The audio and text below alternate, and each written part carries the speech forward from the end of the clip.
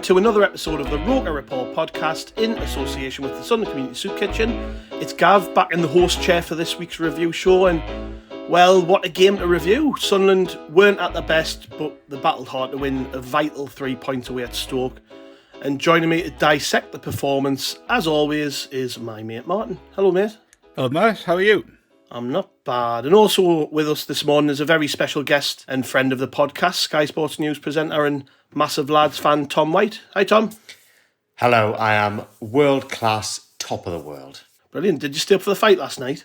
I did. Drove to the game. Yeah. Because the trains were down. It's not quite the same when you've got to drive, but drove to the game. Got back in good time still. Even got the end of the 5:30 Premier League game, and then stayed up for the fight and really enjoyed that as well. It was a good day all round. Yeah. I was just saying before we came on there, I'm a bit more chipper than I thought I'd be because it was quite late by the time that ended, wasn't it? But yeah, we're here to talk about the win over Stoke. I think it's fair to say that the performance overall wasn't scintillating, Tom. We were all right. We battled hard. The most important thing was we came away with the 3 points, and I think Alex Neil was obviously delighted with that. But after the game, when I listened to his interviews, he wasn't happy with how we played in that first half. He felt like we weren't competing was the main thing. But come the end of the game, I think we could all say we probably deserved the win. Would you agree with that? Yeah, I would agree. First half, it just seemed like we didn't click at all. But although we didn't click and we weren't playing very well, we didn't concede. And there were still a couple of players that really shone in the first half as well. I mean, especially Anthony Patterson. He was brilliant throughout the game, actually. In that first half, he was vital to making sure that we didn't concede. And then for once, it was us against the run of play that got that goal. And in the second half, quite a strange feeling. I never really felt like we were... I felt quite comfortable. I know they had a few chances. Dwight Gale almost... That would have ruined I'm with you there. That would have ruined my weekend. But in general, I felt quite calm in the second half, actually, which is very rare for me. And we just... I would have liked us to have put the game to bed. And that's something now that we've got that first clean sheet, which I'm sure we've been working on. Now we maybe just need to work on just finishing a game off. Yeah. Do you think we played Stoke at the right time, Martin? I know we touched on this in a few of the podcasts before the game and stuff, but Stoke not in the best of places at the minute. Don't seem particularly cohesive, not playing the greatest football.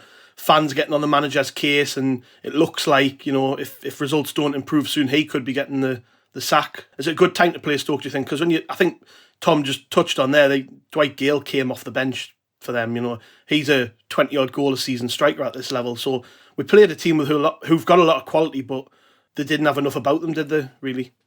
No, that's it. And, you know, whether it's the right time to play them or not, it's determined by the result, isn't it? So they've had a little bit of a bad start, but, you know, they got a last-minute equaliser against Borough during midweek, so you kind of think they were going into that game with a bit of confidence, you know. And yeah, Dwight Gale was on the bench now. He hasn't got off the mark for them yet, has he? But, you know, they had Delap making his debut. And, you know, I always think August's a really funny time to play anybody, because the team that people have lining up is going to be vastly different in 3 or 4 weeks' time, you know, when you get new signings settled in and all that sort of stuff. So as it turned out, it was a good time to play them. You know, you never that confident about getting 3 points away at Stoke, and obviously we came away with all 3. So in hindsight, wonderful time to play them. The early part of the game, Tom, was, like I said, we didn't play particularly well. Probably the 2 key moments early in the game were the bookings that we picked up. Luke O'Nien took one, which he's a walking yellow card at the minute. I think I put in our WhatsApp chat, Martin, if there was one bet I was going to put on this weekend, it would be him to get carded, because he seems to pick one up in every game at the minute. It's buying money, isn't it? Yeah, and then Jay Matete, he got yellow carded, and obviously as the game went on, that proved to be fairly decisive in what happened, because Alex Neil brought them both off.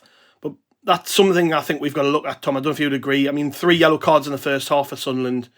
We do seem to be picking up a fair few of these, and as we've seen with Dan Neil going off last week, it did have a big say in how that game went. And then after the game, Alex Neil was talking about the fact that he felt he had to bring the pair, Matete and O'Nien, off because he felt like a red card could be coming.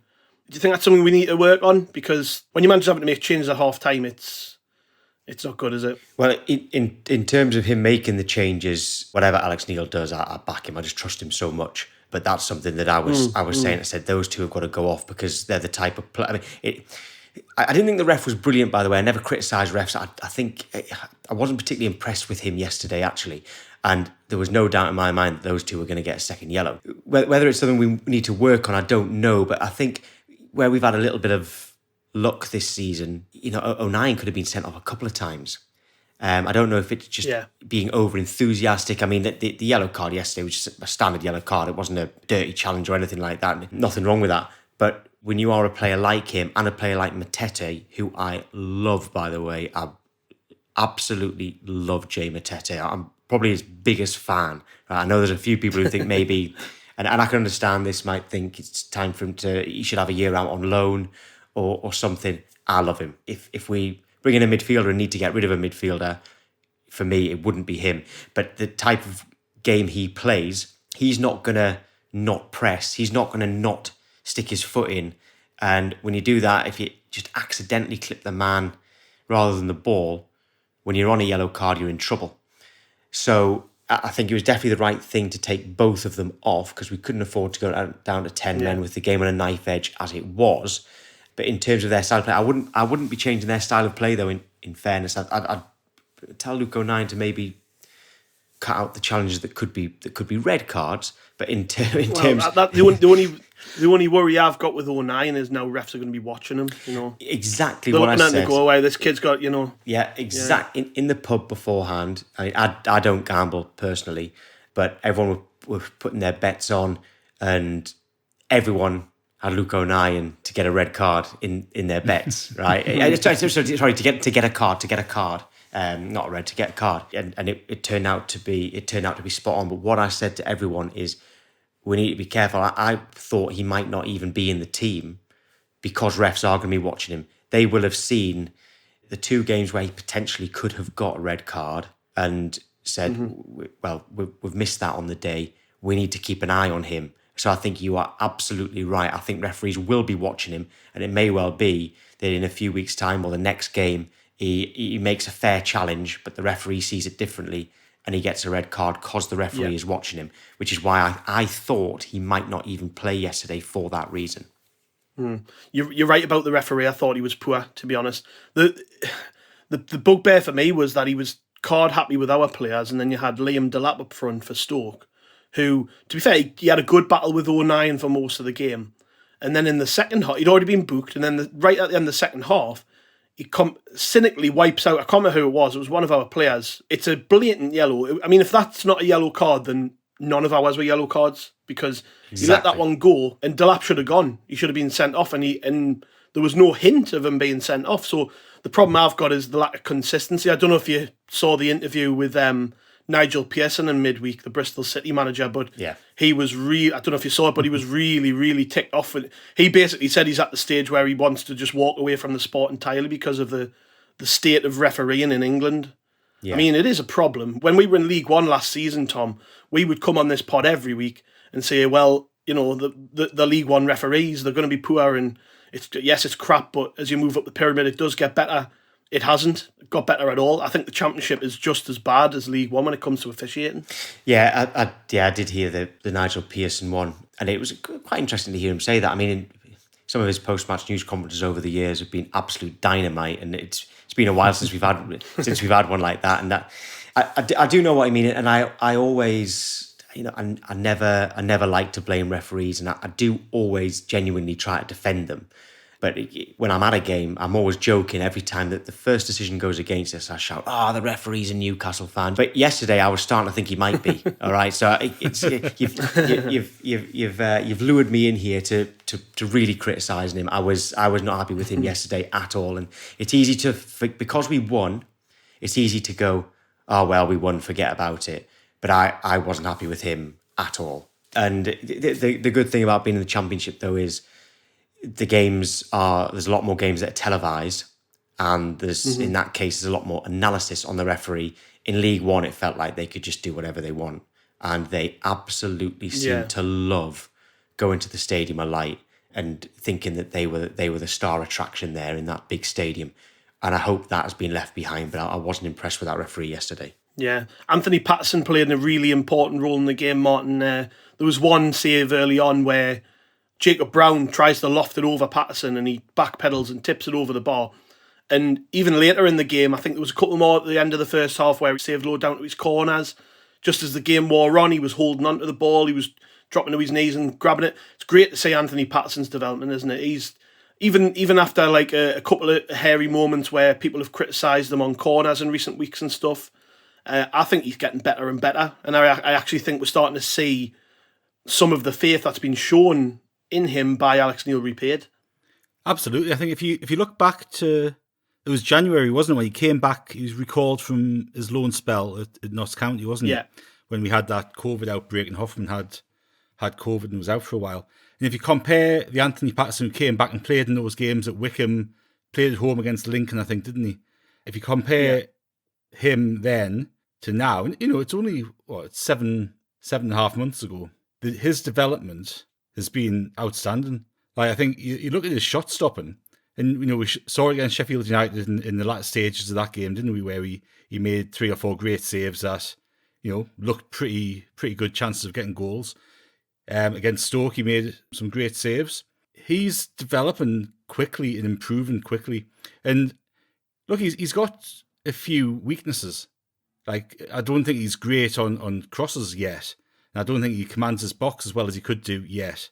But he's a young player, and young players have strengths, they have weaknesses, and it's the coaching staff's responsibility. Obviously, we've just got a new goalkeeping coach, and it'll be interesting to see how Patterson develops under him, won't it? But I think we've got to accept that. Look, he's got a little bit of weakness in certain things, but his shot stopping makes up for that at the moment. And as a young player, he's going to continue to develop, and we just have to give him a bit of leeway on those little weaknesses, because if he keeps developing it the way he has done over the past 6-7 months, by the end of the season we're going to have a cracking keeper on his hands.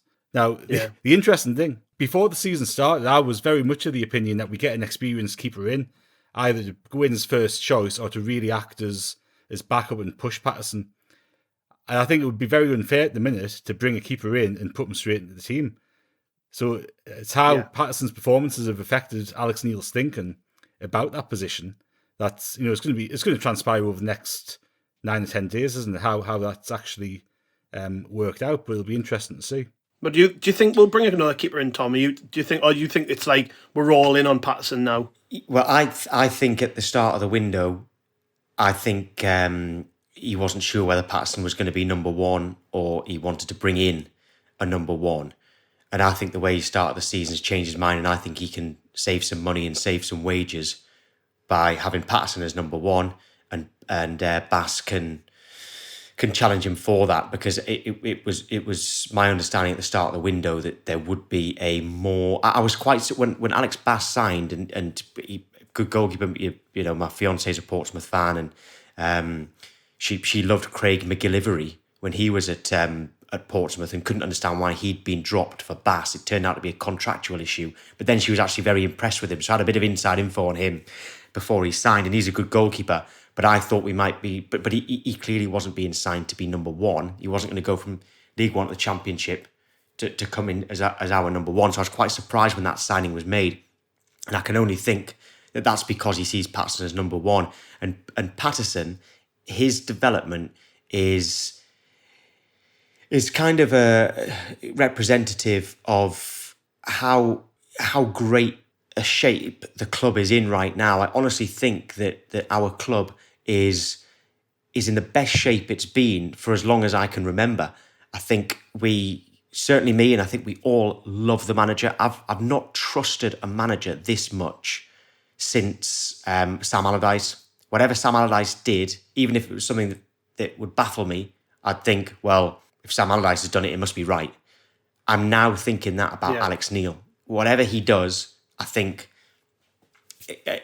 right. Well, he's done that for a reason, and it will work. I'm not worried about what he does. If he makes it something, when he brought Luke O'Nien on for Daniel Ballard a couple of weeks ago, I was like normally I'd be like, oh, what's he doing? What's he doing? I was like, okay, well, because Alex Neil knows what he's doing, I trust him. So I love the manager. I think our first team is really. I think we've honestly got a really good team. I know we need a few more, but I think the team is really good. The fans We are completely on the club side at the moment. I think the ownership is sorted. I'm far more comfortable with the ownership that it is now. The displays at the Stadium of Light are brilliant. The atmosphere is better, of course, in the Championship rather than League One. The youngsters have got a pathway to the first team. That's how this got started on Anthony Patterson. The youngsters are getting a chance, and a proper chance, not a few minutes here and there, being given a run of games at a Championship club. And I think that the whole club at the moment is in such good shape. We're all very proud to say that we are Sunderland fans, always. At the moment, I'm actually proud of the club rather than just being proud to be a Sunderland fan, because there have been times where I'm proud to be a Sunderland fan, but I've not been proud about what's going on at the club. That is different now. And Patterson's chance in the first team, taking that chance, watching him get better and better and better, and cementing the number one shirt is completely indicative of everything I've just said there. I couldn't agree more. I think you're right. One thing that's going to have to be massively important to the club going forward, and it doesn't matter who's at the helm, whether it's Alex Neil, Christian Speakman, whoever, is that academy. It's not, in my lifetime as a fan, sort of since the academy was opened, it's sort of been a sideshow to the rest of the operation, hasn't it? Until it got to the stage where we dropped out of the top flight and money was running dry and all the rest of it, and we then had to look to the academy to source players. That's the first time since it opened, really, Martin, isn't it, that Sunderland have actually took full advantage of the fact we've got this fantastic facility with a brilliant footballing structure within it, with all these good young players from the local area. It's the first time we've actually properly took advantage of it, really, isn't it? And it's now we're starting to see the fruits of that. Okay, yeah, Dan Neil made a mistake the other day, but he's a player we all expect to go on and do great things. Patterson seems to be headed the same way. There was Lynden Gooch captained the team as another academy player, you know. It does look good, doesn't it? It does look good, and I think it's probably a little bit unfair in some respects, because it's the first time we've been really in a position where we've had the opportunity to give those sort of players a run in the team. Like, if you go back to the sort of mid-2000s, a lot of players came through the academy but weren't actually ready to step into a Premier League team. You know, like John Egan, who played against us on Wednesday, he was one who Conor Horahan and went. Yeah, Horahan was there, and there's a few others to name, isn't there? So I think we're kind of in the position where we have the opportunity anyway to give young players the chance. You know, we obviously let a few go, didn't we? Flogged a few off when we first went down to League One, which probably set us back a couple of seasons in giving people a chance. But really, that's what it should be, and it should be the place that people, any kid in the Northeast, aspires to come and be part of, because the facilities are so good, the coaching's so good, and there's a pathway into the first team if they're good enough. That's the crucial part. Because it is. Where we can do that, I don't think other teams, namely Newcastle, I don't think they're good. They especially as they go on and spend more money and their sights are set on a different path. We can be the club of the North, really, for the young players to come through and see a genuine pathway to the first team. It would be nice to do so, wouldn't it? And obviously, Middlesbrough had a reputation for a long time of being that, haven't they? They brought a number of players through. And I think, you know, if you kind of marry that up with the approach to transfers that we've seen in terms of bringing young players in from Premier League clubs who haven't been able to get a chance and give them a chance in the first team, coach them, develop them, the crowd kind of learn how... It's like different psychologically being a supporter of a team with a number of young players in, as opposed to being a supporter of a team with loads of experienced players in, because you've got these players developing in front of you, and you've got to give them a bit of leeway in terms of how we react to performances, because performances will go up and down. But, you know, we saw Cirkin yesterday, like a cracking performance. And, you know, he's somebody who you can see getting better pretty much every week with every game. He's stepped up a level and looks great. And you don't. The exciting thing is you don't know where the ceiling is for these players.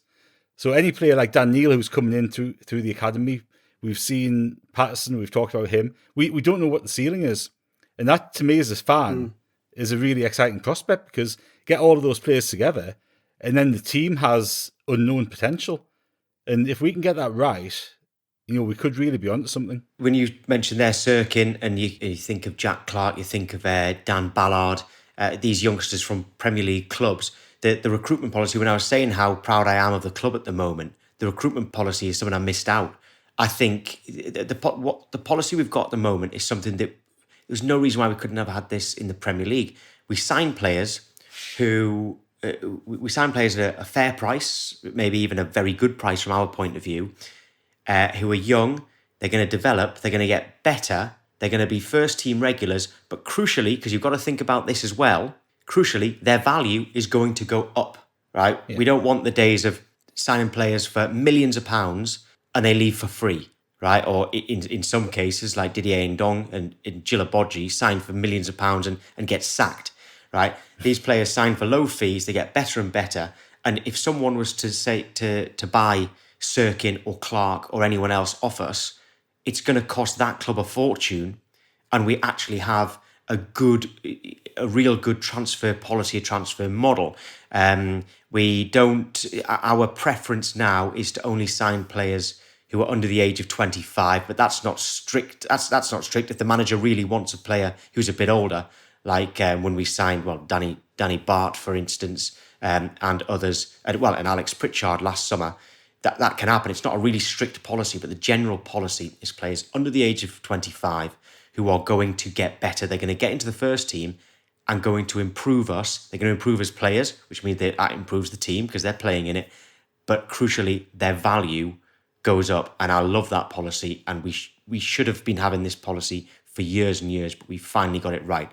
So another thing I'm very proud of at the club at the moment is the recruitment. There's a couple of things there as well, isn't there, Tom, in terms of like players obviously talk a lot, and you've got people who are away with England and 21s and all that sort of stuff. And the likes of Cirkin, for example, if he's away with international teams and he's having conversations with other people, they go, oh shit, Sunderland's probably a good place to go to develop my career for the next 3 or 4 years. And for us to get that reputation in that age group could be a significant advantage that we have in the transfer market over the coming seasons. And the other thing with recruitment, which Alex Neil mentioned in a press conference he did last week, was I think he was talking about everything that's going into selecting players, and he was really focusing on the mental attitude and how the player's character will fit in with the rest of the team and all that sort of stuff. And that's been something that's been grossly overlooked for years when we've been bringing players in, purely on reputation, seemingly in the past. But it's such an important part to get the right person as well as the right player. And we seem to have had success in that respect over the past year. And I think you can tell with even the way the team stuck together yesterday when we were under a bit of pressure, that comes from having the right characters in the team. And if you've got a good group, it can count for a hell of a lot. Yeah, exactly. Yeah. Talking about good recruitment, it feeds into the rest of the game because the first half was, like I said earlier, wasn't great. Stoke did have a period where they were on top. I listened to the Stoke commentary of the game when I was watching it, and they were very much of the opinion that Stoke were the better team, that they should be battering us. It was actually Clive Clark, who was on co-commentary from BBC Radio Stoke, who said repeatedly we should be beating teams like Sunderland 2 or 3-0. He said this probably 4 or 5 times during that first half, but he was made to eat his words when former Stokey Jack Clark cut inside through the middle of the pitch, played a lovely lofted ball over the top, which, I mean, from a defensive perspective, Stoke have got probably the 3 slowest centre-halves in the league and they're playing a high line. Got totally done over the top. Ross Stewart, who never gives in, does he? Got on the end of a really good ball from Clark. Goes one-on-one with the goalkeeper, and I'll be honest, I think the keeper should have saved it, but doesn't matter. It went in the back of the net. What was it like in the stands watching that go back there? Tom, was it good? I imagine it was. I imagine the place went mental. Pandemonium. It's one of those where you at half time you go down into the concourse, you kind of leave your seat, and the amount of people who've left to go and get a pint or a pie, and they're like, did you see the goal? Oh, what happened? And they're furious with themselves because they've left early and missed the goal. But it was brilliant because it didn't. I at that stage I didn't see it coming. I thought, right, well, Alex Neil's going to make change at half time and we'll be better in the second half. But to get that goal, it was perfect. And really, once that goal went in, Stoke never, like I said, I don't think Stoke ever really looked like getting back into the game after that. So that's how crucial that goal was. But the ball from Clark was incredible. And the Stoke goalkeeper, very, very highly rated. He's played very well against us before when he's been on loan at clubs in League One. Joe Bursick, very good goalkeeper. but he seemed to lack a lot of confidence yesterday. I don't know if it was just because he let that goal in. I don't know what's been going on there. But their commentators were slaughtering him. So I don't know whether he's been struggling. Right. Well, I wonder if because he's very highly rated. So I wonder if I wonder if a club has come in for him and he's not been allowed to go or something like that. I don't know. That's a complete guess. But he is very, very highly rated. I wasn't sure if that was just a one-off bad game, but he looked to have no confidence. Well, like when Patterson played for us away at Wickham when it was 3-3 in January, I thought Patterson looked nervous. I thought now he doesn't. I thought Bursic looked a little bit nervous, but it was just perfect timing. All commentators say, it's a great time to score, but in this case, it genuinely was a great time to score, and just great to see Stewart making the step up from League One to the Championship and flying. Every Monday morning on our transfer shows, we have Joby McAnuff on, who's like, an EFL expert for Sky Sports now. And every week we ask him, right, which players should Premier League clubs be looking into the Championship to sign? And we've got a little agreement, me and him, that he doesn't mention Ross Stewart. That he doesn't get it. He doesn't use his name. He can use whoever he wants, but he's not allowed to say Ross Stewart. Good work, because it is a worry. I can't say enough good about Ross Stewart, but I tweeted out from our account, maybe in the heat of the moment, but I stand by it, that I can't remember a more complete forward than Ross Stewart in the Sunderland shirt. I'm not saying he's the best striker we've ever had. I just think as an all-round player, I can't think of anybody. Yeah. And the other thing is I can't really think of a single flaw in his game. All right, yeah, he should finish off more chances. That's any player. Even Messi and Ronaldo should probably score more than they actually do. But Ross Stewart, his all-round game is just so good. And I always think back to last year we played Portsmouth, and Danny Cowley came out and said that Ross Stewart is the best striker in the league because of how he defends from the front. And that's such an important trait in a player, isn't it, Martin? That someone like Ross Stewart, who scores as many as he does, he probably runs more than any player on the pitch. I would love to see the running stats after games, but can't imagine anybody runs more than he does.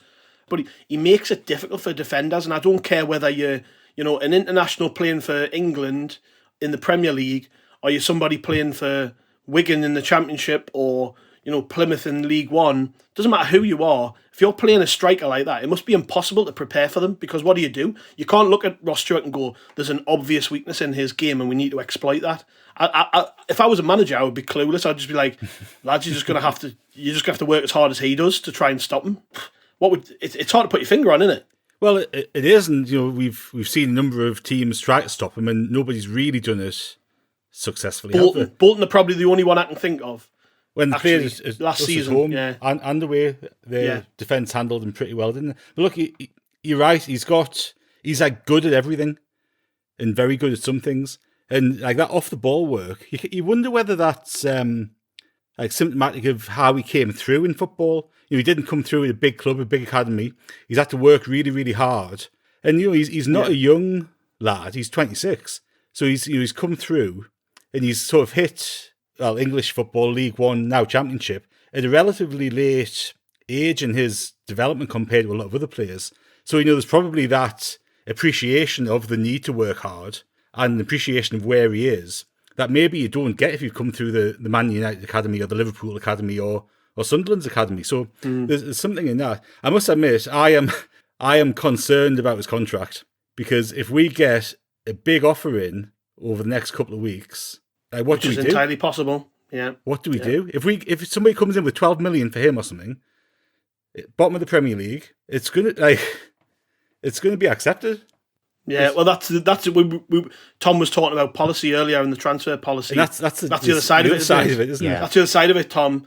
Is that we signed Ross Stewart. He was a data signing. He was playing left wing for Ross County in the Scottish Premiership. Wasn't scoring goals. He was signed based on his data. He's come here, he's been brilliant ever since, and Martin's right, he's got, a year left on his deal. Teams are going to be looking at him, and because there aren't many Ross Stewarts growing on trees, I'm telling you, and they're going to be looking at him, and they're going to be look at some of the silly money that's being spent in the Premier League. I think Notts Forest are the second highest spenders in the division. There's teams with money who would take him, and that's the worry, isn't it?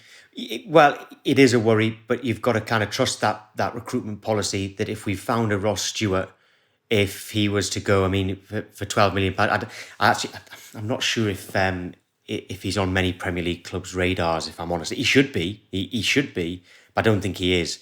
But if a £12 million bid did come in, we'd have to trust that if we accepted that and he went, that we've got someone lined up to come in. Because like Southampton used to do it, they sold Luke Shaw for 30 million, signed Ryan Bertrand for next to nothing, and Bertrand at the time was actually better than Luke Shaw. It ended up being an upgrade. They sold Adam Lallana for big money, replaced him with Dusan Tadic. Tadic at the time was better than Adam Lallana, and he cost a lot less. If over time we can have that recruitment policy, then all the fans will. I trust the recruitment policy. All the fans will trust it if we do that. But I'm not that.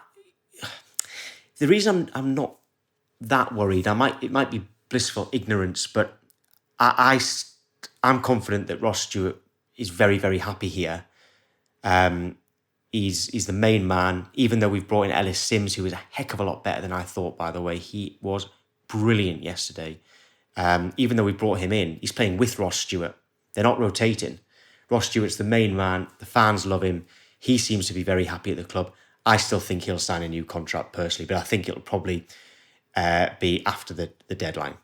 Yeah, I would like to think so. I think that's the other side of it as well. What we haven't touched on is that I think he's a really humble person, Ross Stewart, and comes from a really good ground. And I think he spoke about a lot, hasn't he, how his dad fronted up part of his transfer fee when he was a junior player in Scotland to help him push on. So this is a lad who comes from sort of humble beginnings but knows his place in the Premier. And I think it's a good point you made before there, Martin, about the way he came through football. It reminds a little bit of Jamie Vardy in that he was a late bloomer, sort of came out from non-league, and even now in his 30s, Jamie Vardy's still scoring goals in the Premier League, and a lot of it's to do with the way that he was grounded and the way he was brought through as a footballer.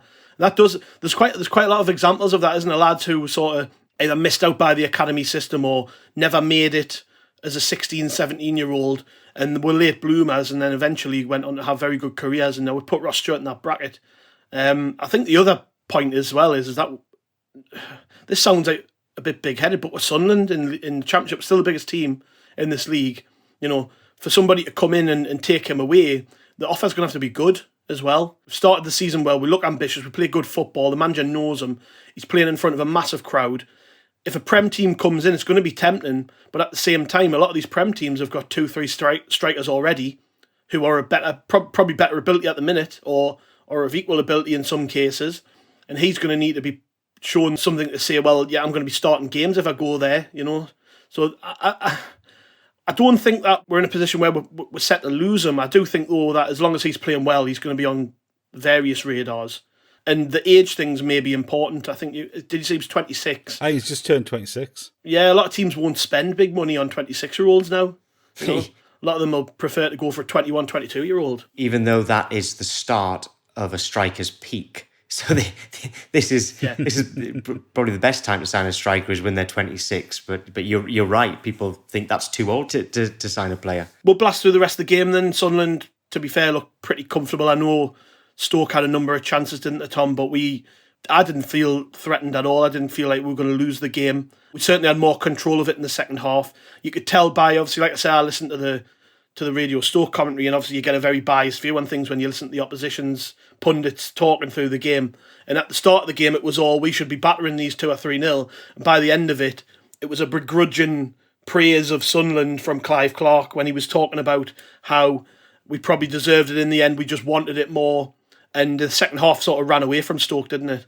Yeah, it did. And like I said, I just felt quite comfortable, which I know is dangerous. Stoke got some good players, by the way. Their striking options are incredible. When you can bring on Dwight Gale and Tyrese Campbell, I mean, that's some options that they've got. And Tarek Fosu was playing out of position. The whole squad, Tom. Yeah, the whole squad, Tom. When you look at their bench compared to say ours. They said Dwight Gale, who's a 20-odd goal a season Championship striker. Tyrese Campbell, someone I rate a lot. Klukas played, I think, in the Prem for them. Yes. Aidan Flint, who's an established player. He would be starting games if he played for us. Yeah. Morgan Fox, an established Championship player. DeMarjo Wright-Phillips, somebody who's got a lot of promise. Jack Bonham's a player who's very highly rated. That's a good bench. And that's the other thing, isn't it? We're coming up against teams who, and I tweeted this, these are teams with better squads than us, but they don't have what we've got, essentially, in terms of the spirit and the 11 on the pitch that starts the game, I don't think. They don't have Alex Neil. That's what they don't have. And that. Honestly, I just cannot praise him enough. I knew he was a good manager. I didn't realise how good a manager he was. And I'll tell you two stories which you might find interesting about Alex Neil, actually, from his time at Norwich. Former colleague and still very good friend, Natalie Sawyer. I don't know if you know her, she's on TalkSport now, used to be on Sky Sports News with me. She was, the season Norwich got promoted to the Premier League under Alex Neil, she was like at a kind of end of season do and was making some small talk with Alex Neil. And she said, God, I mean, this time last year you were at Hamilton, you're now a Premier League manager. Can you believe it? And he just went, yes. Shrugged his shoulders, went, yes. And I think she was a bit taken aback. But that's the confidence he's got in his own ability. And listen to this one. I was at a wedding a month or so ago, maybe 6 weeks ago, a former Norwich player's wedding, actually. And there was loads of Norwich fans there. And I was on a table with this couple, husband and wife, who big Norwich fans. And, well, they told me that they're good friends with Alex Neil. And they were telling me that season they went up under Neil. They were in the playoffs and there was a little bit of kind of doom and gloom. Like, oh, I wish we didn't have to go through the playoffs. I wish we'd gone up automatically. And there's a lot of pessimism around the club and in the boardroom. And Alex Neil said to whoever it was, the chairperson or the owners, whoever it was, said, no, we're going up. They're like, really? Yeah, I'll beat anyone over 2 legs. Over 2 legs, I'll beat anyone, right? What did they do? Won the semi-finals over 2 legs, went to the final. And he said, and when we get to the final, on that big Wembley pitch, big occasion, great stadium, we will win. Doesn't matter who we're against. At Wembley, we will win. They beat Borough, got promoted. And he was, honestly, it was as though he was a fortune teller. It was as though he could see into the future. And the story Natalie told me she told me that story when it happened years ago. But that story about the playoffs, which was just a few weeks ago, and I was just thinking, got to keep this guy. I love him. Sam Allardyce to me is the best manager never to win the Premier League. If you take away the likes of Ferguson and Wenger and Mourinho, I don't think there's anyone better in the Premier League than Allardyce. Everyone laughs at me when I say that. I love him, and I've never really got over him leaving Sunderland until now, because I'm actually starting to feel the same way about Alex Neil. That's how good he is. We play Norwich next Saturday, which I'm going to. And apparently, from speaking to people, the Norwich fans still love him as well. So I think he'll get a good reception from them too. And I'm looking forward to going to the game on the Saturday. The Sunday is my UK stag do in Durham, and I can assure you, I'm far more looking forward to the Saturday than the Sunday. I couldn't agree more with you. Like we've talked about him quite a lot on here. And it's the way that he just baffles people with logical confidence, I would call it. Yeah. Even in his press conferences, he's got people on their toes. And I mean, again on Friday, he was, I think, one of the press slot named Bailey Wright incorrectly, and straight away he pulled him up on it. And the guy was crapping his pants. You could tell just by listening to the trembling in his voice, But it's not. He doesn't rule by fear, does he? He rules just by logic, and there's a lot of bullshitting in football. And as much as I love Lee Johnson, I hate to bring him up again, but he's a total different character to that type of manager. And I actually think that when you look back over history, the various managers who've been successful at Sunderland have all had that trait in them. They've all been very down to earth, logical, confident men, who aren't afraid to say it how it is. It's just that's what works at Sunderland. Certain managers work at certain clubs, and that's the type of manager that works here. And like, if Alex Neil walked away, we'd have to recruit another manager who's got that sort of bullishness about them, because I don't think anything else works here. And it's not a bad thing. I think it's a great thing. I think that's we finally put our finger on what works at Sunderland, and you can't necessarily complain, can you, Martin, when Alex Neil's given us results like he is? No, absolutely not. He's got that it's just that self-confidence and self-assuredness that you can tell he's not going to be distracted by anything going on externally, outside noise, all that sort of stuff. And he simplifies things very well. And as you say, it's kind of that logical approach to it. It was like, you remember when it was in the build-up to the Sheffield Wednesday semi-final, wasn't it?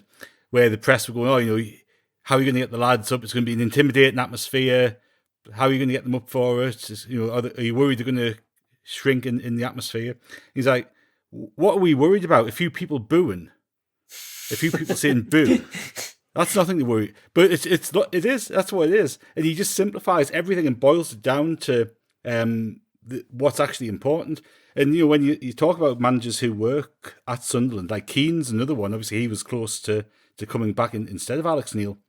And Alex Neil's comments after the game yesterday reminded me of Keane. It's just like, well, we didn't play well, and if we can come away with a result from not playing well and not doing the basics right, then what can we do when we get everything right? And it's it's no bullshit. And some of the managers after yesterday's game would have talked the team up and said, we played really well, got the results, and it's not. It's just bullshit, isn't it? And he talks the same language as fans do, and that's why I think it's working at the minute, and hopefully it'll work for a long time, because he's perfect for us. Yeah. We can't have you on, Tom, and let you go before we talk about transfers. Obviously, it's going to be a busy week or so for you, isn't it? I think we've got how many days left? 9, 10?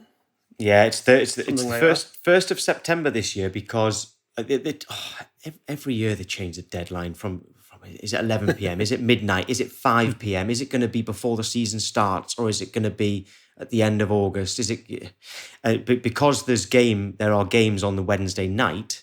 They've decided to put it back, which they never used to do. If it was midweek and games were going on, transfer deadline would still be the same. This year it is the 1st of September, which is a Thursday, to avoid it clashing with matches that are going on. You'll not be getting any holidays approved then on the Wednesday. I'll be transfers non-stop between now and then. Now, I've got no little nuggets to throw in about players that Sunderland are after. I've been told for a few weeks now that any signings would be very much, well, I was told last week of the deadline. It may last week of the window. Sorry, I think it might even be the last couple of days of the window. Maybe even some action on deadline day. There will be new arrivals. Some will go. Maybe only on loan, but some will go. More will come in than leave. What we are doing in this is perfectly, well, it's very sensible. Like, I've been praising the recruitment. This is very sensible, because a lot of Premier League clubs are very, very overloaded with players, and they all want to bring more in. They're having to be patient. Once they've settled their squads, there are going to be a lot of quality players who are surplus to requirements and available for potentially a good price if it's permanent, but certainly there are going to be loads of loan players available. And we, like many other clubs, are waiting. And I think that's the right thing to do. I understand the kind of frustration of, we need these players in now. Well, in my job, it's more important to be right than to be first, right? And that's the same with our recruitment policy. Get it right. You don't need to do it all in the first week of the window. You can do it the last minute of the window. As long as it's right, that's the main thing. And I think that's very much the policy. Mm-hmm. Be right rather than first. And I think by the deadline on the 1st of September, I think we are going to be very content. Yeah, the two names we've heard, obviously Jewis and Bennett. Anybody who listened to our Friday Night Live show might have heard Danny dropped on that. Danny Roberts, who's been our man on the ground with that one. He's been pestering the life out of people in Costa Rica about this particular deal. But his information was that despite the fact they were hoping he would be in the UK sort of Tuesday, Wednesday, that there'd been some paperwork issues and that he was set to fly as of recording tonight, Sunday night. So if that does go ahead, then great. I think it's pretty much a case of when that happens rather than if.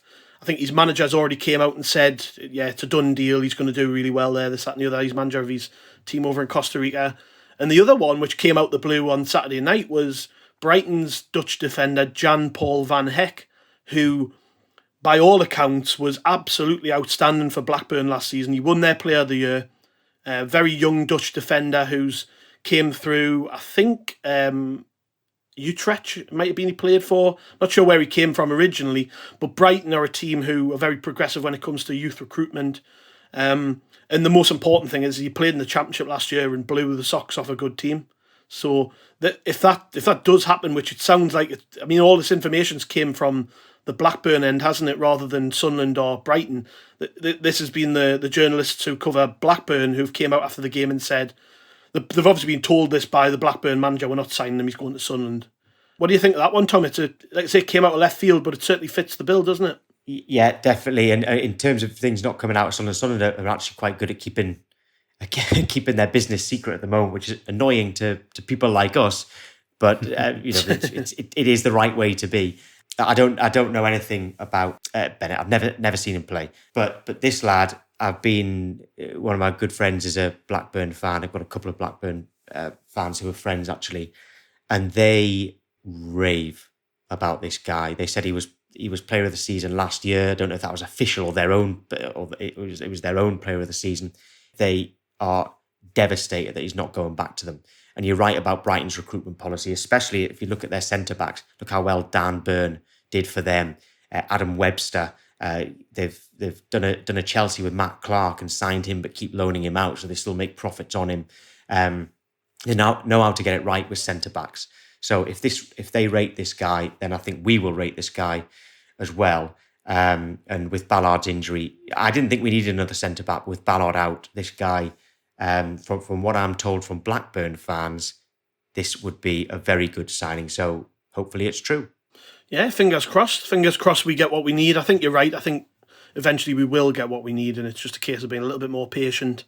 It does help when results are going well on the pitch, but we can't complain at the minute. And I think, I'll take all the young prospects from Premier League teams that I can. I love it. I love young players coming into Sunderland. I'm really on board with how we're doing things. More of that, if we can, please. Martin, you want to add something before we go? Yeah, it's with the Van Heck one. I think if you just have a scroll through Twitter and search his name, the Blackburn fans are devastated. Yeah. And they cannot believe that he's going to us. You missed an opportunity there. We've got an interview on the site with a Blackburn fan as well, haven't we, Martin, which people can read. Yeah, so if people head over to ROKERRAPPORT.SBNation.com, there is an interview with Blackburn fan Danny Ainsworth, who follows suit and tells us how brilliant this kid is. So if you want to check that out, please do.